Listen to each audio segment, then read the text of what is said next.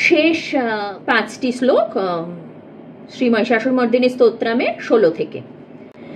विजित सहस्रकरैक सहस्रकरैक सहस्रकरैकनुते कृत सुरतारक संगरतारक संगरतारक सूनुसुते सुरथ समाधि समान समाधि समाधि समाधि सुजातरते जय जय हे महिषासुरमर्दिनि रम्यकपर्दिनि शैलसुते पदकमलं करुणानिलये परिवस्यते योऽनुदिनं सुशिवे अयि कमले कमलानिलये कमलानिलयस्य कथं न भवेत् तव पदमेव परं पदमित्यनुशीलयतो मम किं न शिवे जय जय हे महिषासुरमर्दिनि रम्यकपर्दिनि शैलसुते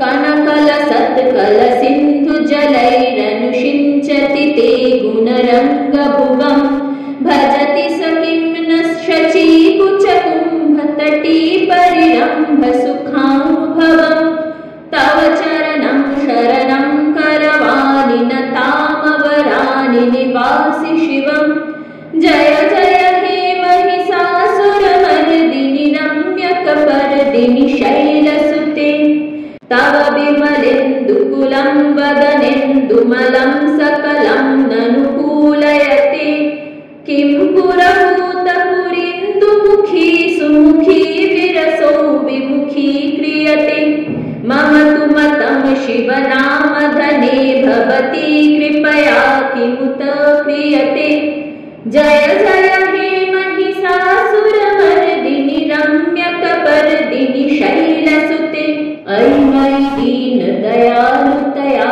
कृपयैव तया भवितव्यमुमे अयि जगतजननी कृपयासि यथासि तथानुमितासि रते यदुचितमत्र भवुत्यररी कुरुता दुरुतापमपाकुरुते जय जय हे महिषासुरमर्दिनि रम्यकपर्दिनि शैलसुते श्रीरामकृष्ण कवि विरचितं श्री महिषासुरमर्दिनी स्तोत्रम सम्पूर्णम्।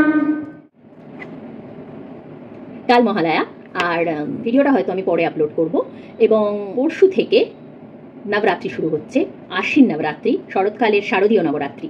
সবাইকে শুভেচ্ছা জানাই, খুব ভালো করে নবরাত্রি ও দুর্গাপুজো কাটান। নমস্কার।